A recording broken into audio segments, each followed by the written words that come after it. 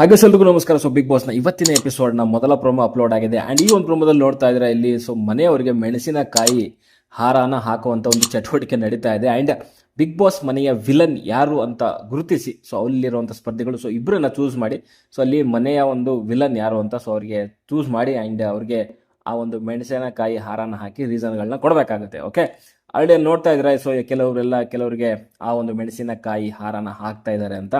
ಮೊದಲನೇದಾಗಿ ಈ ಪ್ರೋಮೋದಲ್ಲಿ ತೋರಿಸಿರೋ ಪ್ರಕಾರ ಇಲ್ಲಿ ರಕ್ಷಿತ್ ಅವರು ಸೊ ಚೈತ್ರ ಅವ್ರನ್ನ ಆಗ್ತಿರುವಂಥದ್ದು, ರಾಶಿಕಾ ಅವರು ಧ್ರುವಂತ್ ಅವ್ರನ್ನ ವಿಲನ್ ಅಂತ ಹೇಳಿ ಸೊ ಆ ಮೆಣಸಿಕ ಹಾರ ಆಗ್ತಿರುವಂಥದ್ದು, ಜೊತೆಗೆ ರಜತ್ ಕಾವ್ಯ ಅವರು ಗಿಲ್ಲಿ ಅಂಡ್ ರಕ್ಷಿತಾ ಸೊ ಇಬ್ರನ್ನ ಚೂಸ್ ಮಾಡ್ತಿರುವಂಥದ್ದು ಅಂಡ್ ಸ್ಪಂದನ್ ಅವರು ರಕ್ಷಿತಾ ಅವ್ರನ್ನ ವಿಲನ್ ಅಂತ ಚೂಸ್ ಮಾಡಿ ಆ ಒಂದು ಮೆಣಸಿನಕಾಯಿ ಹಾರನ ಹಾಕ್ತಿದ್ದಾರೆ.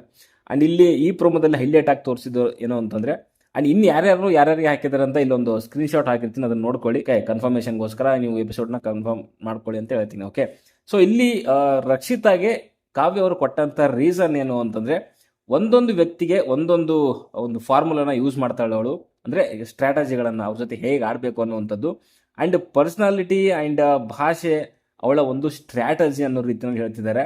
ಜೊತೆಗೆ ಕನ್ನಿಂಗ್ ಬಿಹೇವಿಯರ್ ಅಂತ ಅನ್ನಿಸ್ತಂತ ಅವ್ರಿಗೆ.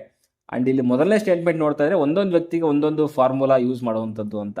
ಸೊ ಅಂದ್ರೆ ಫಾರ್ಮುಲಾ ನನ್ನ ಪ್ರಕಾರ ಬೇರೆ ಬೇರೆ ಏನಿಲ್ಲ ಅಂತ ನನಗನ್ಸುತ್ತೆ. ಬಟ್ ಖಂಡಿತವಾಗ್ಲೂ ಅವಳು ಬೇರೆಯವ್ರಿಗೆ ಯಾರು ಅವಳನ್ನ ಟಾರ್ಗೆಟ್ ಮಾಡ್ತಾರೆ ಸೊ ಅವ್ರನ್ನ ಟಾರ್ಗೆಟ್ ಮಾಡುವಂಥದ್ದೇ ಅವಳ ಫಾರ್ಮುಲಾ ನನ್ನ ಪ್ರಕಾರ. ಅಂದ್ರೆ ಅವಳ ಒಂದು ಗೇಮ್ನ, ಅವಳ ಒಂದು ಸ್ಟ್ರಾಟಜಿಗಳನ್ನ ಯಾರು ಎಕ್ಸ್ಪೋಸ್ ಮಾಡಲಿಕ್ಕೆ ಟ್ರೈ ಮಾಡ್ತಾರೆ ಸೊ ಅವರ ಒಂದು ವಿರುದ್ಧ ಸೊ ಅವಳ ಒಂದು ಸ್ಟ್ರಾಟಜಿಗಳು ಸ್ಟಾರ್ಟ್ ಆಗ್ತಾ ಹೋಗುತ್ತೆ. ನಾಮಿನೇಷನ್ ಮಾಡುವಂಥದ್ದು, ಅವಳ ಎದುರುಗಡೆಗೆ ಒಂಥರ ವಿಚಿತ್ರವಾಗಿ ನಡ್ಕೊಳ್ಳುವಂಥದ್ದು, ಸೊ ಈ ಥರದ್ದೆಲ್ಲ ನಡೀತಾ ಇರುತ್ತೆ. ಸೊ ಬೇರೆ ಬೇರೆ ವ್ಯಕ್ತಿಗೆ ಬೇರೆ ಬೇರೆ ರೀತಿಯ ಫಾರ್ಮುಲಾ ಅಂತ ಹೇಳಿಕ್ಕಾಗಲ್ಲ. ಸೊ ಎಲ್ಲ ವ್ಯಕ್ತಿಗೂ ಕೂಡ ಒಂದೇ ಫಾರ್ಮುಲಾ. ಅದೇನು ಅಂತಂದ್ರೆ ಅವಳಿಗೆ ಯಾರು ಎಕ್ಸ್ಪೋಸ್ ಮಾಡ್ತಾರೆ, ಅವಳ ಆಟನ ಯಾರು ಎಕ್ಸ್ಪೋಸ್ ಮಾಡ್ಲಿಕ್ಕೆ ಟ್ರೈ ಮಾಡ್ತಾರೆ ಸೊ ಅವ್ರ ವಿರುದ್ಧ ಖಂಡಿತವಾಗಲೂ ಅವಳು ಟಾರ್ಗೆಟ್ ಮಾಡೇ ಮಾಡ್ತಾಳೆ.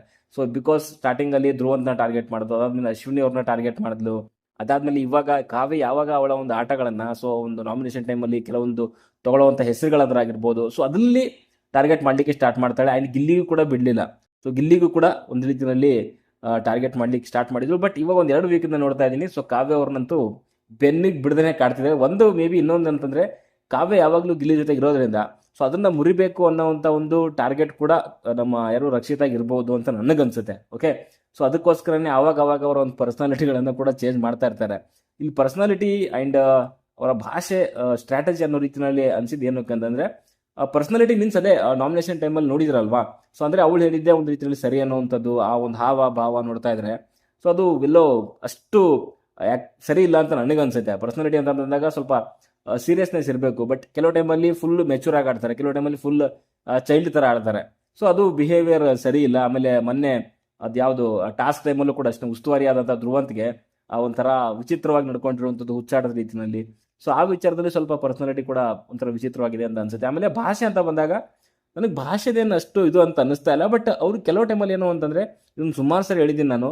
ಸೊ ಕೆಲವು ಟೈಮಲ್ಲಿ ಭಾಷೆ ಪದಗಳು ಬರುತ್ತೆ ಕರೆಕ್ಟಾಗೆ, ಬಟ್ ಕೆಲವು ಟೈಮಲ್ಲಿ ಎಲ್ಲಿ ಮಾತಾಡಬೇಕು ಅಂತಂದಾಗ ಅಲ್ಲಿ ಮಾತಾಡಲ್ಲ ಅವರು.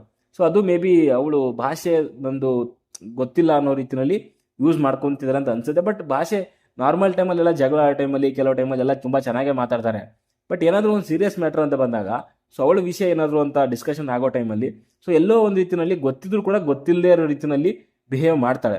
ಸೊ ಅದು ಮೇ ಬಿ ಅವಳ ಒಂದು ಸ್ಟ್ರಾಟಜಿ ಆಗಿರ್ಬೋದು ಅಂತ ನನಗನ್ಸುತ್ತೆ. ಆ್ಯಂಡ್ ಇನ್ನೊಂದು ಕನ್ನಿಂಗ್ ಬಿಹೇವಿಯರ್ ಅನಿಸುತ್ತೆ ಅನ್ನೋ ರೀತಿ ಹೇಳ್ತಂದ್ರೆ ಕುತಂತ್ರದ ಬುದ್ಧಿ. ಖಂಡಿತವಾಗ್ಲೂ ಇವಾಗ ಬೇರೆಯವ್ರನ್ನ ಅನವಶ್ಯಕವಾಗಿ ನಮಗೆ ಟಾರ್ಗೆಟ್ ಮಾಡ್ತಿದ್ದಾರೆ ಅಂತ ಹೇಳ್ಬಿಟ್ಟು ಅವ್ರನ್ನ ಟಾರ್ಗೆಟ್ ಮಾಡುವಂಥದ್ದು ನನ್ನ ಪ್ರಕಾರ ಅದು ಒಂಥರ ಕುತಂತ್ರ ಅಂತಾನೆ ಹೇಳ್ಬೋದು. ಸೊ ಮೀನ್ಸ್ ಪ್ರಾಪರ್ ಆಗಿರೋಂಥ ರೀಸನ್ ಕೊಟ್ಟು ನಾಮಿನೇಷನ್ ಮಾಡಿದ್ರೆ ಓಕೆ, ಬಟ್ ಅವ್ರು ನಮ್ಮನ್ನ ಟಾರ್ಗೆಟ್ ಮಾಡ್ತಿದ್ದಾರೆ, ನಮ್ಮ ಗೇಮ್ನ ಎಕ್ಸ್ಪೋಸ್ ಮಾಡ್ತಿರಂತ ಸೊ ಅದನ್ನ ತಿರುಗಿ ಅವ್ರನ್ನ ಒಂದು ರೀತಿಯಲ್ಲಿ ಟಾರ್ಗೆಟ್ ಮಾಡುವಂಥದ್ದು, ನಾಮಿನೇಷನ್ ಮಾಡುವಂಥದ್ದು ನನ್ನ ಪ್ರಕಾರ ಎಲ್ಲೋ ಕುತಂತ್ರ ಬುದ್ಧಿ ಅಂತಾನೆ ಅನ್ಸುತ್ತೆ. ಆಮೇಲೆ ಅವ್ರ ಎದುರುಗಡೆಗೆ ಹೋಗಿ ಒಂಥರ ವಿಚಿತ್ರವಾಗಿ ಹುಚ್ಚಾಟ ಮೆರೆಯುವಂಥದ್ದು ಅದು ಕೂಡ ಕನ್ನಿಂಗ್ ಅಂತಾನೆ ಹೇಳ್ಬೋದು. ಬಟ್ ರಕ್ಷಿತಾ ಹೇಳೋದೇನು ಅಂತಂದ್ರೆ ಸೊ ನೀವು ಆಕ್ಚುಲಿ ಕನ್ನಿಂಗು, ಸೊ ನೀವು ರಿಯಲ್ ಕಾವ್ಯನೇ ಅಲ್ಲ. ಸೊ ಈಗಲೂ ಹೇಳ್ತಾ ಇದ್ದೀನಿ, ನೀವು ನನ್ನ ಕಾಂಪಿಟೇಟರೇ ಅಲ್ಲ ಅನ್ನೋ ರೀತಿಯಲ್ಲಿ ಹೇಳ್ತಿದ್ದಾರೆ. ಸೊ ಕಾವ್ಯ ಯಾವ ರೀತಿಯಲ್ಲಿ ಕನ್ನಿಂಗ್ ಅಂತ ನನಗೆ ಗೊತ್ತಾಗ್ತಾ ಇಲ್ಲ. ಬಟ್ ಕೆಲವರು ಇದರಲ್ಲಿ ತಗೊಳಕ್ ಹೋದ್ರೆ ಒಂದು ಗಿಲ್ಲಿ ಜೊತೆಗಿದ್ರೆ ಒಂದು ಬೆನಿಫಿಟ್ ಇದೆ ಅಂತ ಕಾವ್ಯಗೂ ಕೂಡ ಗೊತ್ತಿದೆ. ಬಟ್ ಅದೇನಕ್ಕೆ ಇವಾಗ ದೂರ ಆಗ್ತಿದ್ದಾರೆ ಅಂತಂದ್ರೆ ಮನೆಯವರೆಲ್ಲರೂ ಕೂಡ ಆ ಒಂದು ಗಿಲ್ಲಿ ಕಾವ್ಯ ಬಾಂಡ್ ಬಗ್ಗೆ ಮಾತಾಡ್ತಿರೋದ್ರಿಂದ, ಜೊತೆಗೆ ವೀಕೆಂಡಲ್ಲೂ ಕೂಡ ಅದ್ರ ಬಗ್ಗೆ ಸ್ವಲ್ಪ ಚರ್ಚೆ ಆಗ್ತಿರೋದ್ರಿಂದ ಸೊ ಕೆಲವು ಮನೆಯಲ್ಲಿ ಆದಂಥ ಘಟನೆಗಳಿಂದ ಸ್ವಲ್ಪ ದೂರ ಆಗ್ಲಿಕ್ಕೆ ಟ್ರೈ ಮಾಡ್ತಿದ್ದಾರೆ. ದೂರ ಅಂತಂದ್ರೂ ಕೂಡ ಗಿಲ್ಲಿಗೆ ಹೇಳಿರುವಂಥದ್ದು ಏನು ಅಂತಂದ್ರೆ ರೇಗ್ಸ್ ಬೇಡ ಗಿಲ್ಲಿ ಮಾತಾಡೋಣ ಅನ್ನೋ ರೀತಿಯಲ್ಲಿ ಹೇಳಿರುವಂಥದ್ದು. ಸೊ ಅವಾಗ ಗಿಲ್ಲಿ ಯಾವಾಗ ನಾನು ಮಾತಾಡ್ಸಲ್ಲ ಅಂತಂದಾಗ ಯಾಕೆ ಮಾತಾಡ್ಸು ಬಟ್ ರೇಗಿಸ್ಬೇಡ ಅಂತ ಅಲ್ಲಿ ಸ್ಟಾರ್ಟ್ ಮಾಡಿದ್ರು. ಸೊ ಇವಾಗ ಅದು ಜಾಸ್ತಿ ಆಗ್ತಿರೋದ್ರಿಂದ ಸೊ ಅದನ್ನ ಏನು ಮಾಡ್ತಿದ್ರು ಅಂತಂದರೆ, ಇಲ್ಲ ಹಿಂಗಿದ್ರೆ ಆಗಲ್ಲ, ಬಟ್ ನಾನು ಇವಾಗ ನಾಮಿನೇಷನಲ್ಲಿ ಹೆಸರು ತೊಗೊಂಡಾಗ್ಲೇ ಅವನಿಗೆ ಸೀರಿಯಸ್ನೆಸ್ ಗೊತ್ತಾಗೋದು ಅಂತ. ಸೊ ನಾಮಿನೇಷನಲ್ಲಿ ಎಲ್ಲ ಸೀರಿಯಸ್ನೆಸ್ ಮೀನ್ಸ್ ಅದನ್ನು ತೊಗೊತಿದ್ದಾರೆ. ಸೊ ಇದನ್ನು ಕನ್ನಿಂಗ್ ಅಂತ ಹೇಳ್ಬೇಕಾ ಅಥವಾ ಅವರ ಸ್ಟ್ರಾಟಜಿ ಬೆನಿಫಿಟ್ಗೋಸ್ಕರ ಅಂತ ಹೇಳ್ಬೇಕಾ, ಅದು ನೀವೇ ಡಿಸೈಡ್ ಮಾಡಿ. ನನಗೇನೋ ಅದು ಕನ್ನಿಂಗ್ ಅಂತ ಅನಿಸ್ತಾ ಇಲ್ಲ. ಸೊ ಬೆನಿಫಿಟ್ಗೋಸ್ಕರ ಸ್ಟ್ರಾಟಜಿ ಯೂಸ್ ಮಾಡ್ಕೋತಿರ್ಬೋದೇ ಹೊರತು ಸೊ ಕನ್ನಿಂಗ್ ಅಂತ ನನಗೆ ಅನಿಸಲ್ಲ. ಓಕೆ, ಇದಾದಮೇಲೆ ನೀವು ರಿಯಲ್ ಕಾವ್ಯನೇ ಅಲ್ಲ ಅನ್ನೋ ರೀತಿಲಿ ಹೇಳ್ತಿದ್ದಾರೆ. ನನಗೆ ಆ ಥರ ಯಾವತ್ತೂ ಕೂಡ ಅನಿಸಿಲ್ಲ. ಕಾವ್ಯ ನನ್ನ ಪ್ರಕಾರ ಕಾವ್ಯ ಆಗೇ ಇದ್ದಾರೆ. ಕೆಲವು ಟೈಮಲ್ಲಿ ನೋವು ಆಗ್ತಾ ಇದ್ರು ಕೂಡ ಗಿಲ್ಲಿ ಕಡೆಯಿಂದ ಅದನ್ನು ತಡ್ಕೊಂಡಿದ್ದಾರೆ. ಅದು ಆವಾಗಲೇ ಹೇಳಿದೆ ಏನಕ್ಕೆ ತಡ್ಕೊಂಡಿದ್ದಾರೆ, ಏನಕ್ಕೆ ಜೊತೆಗಿದ್ದಾರೆ ಅಂತ.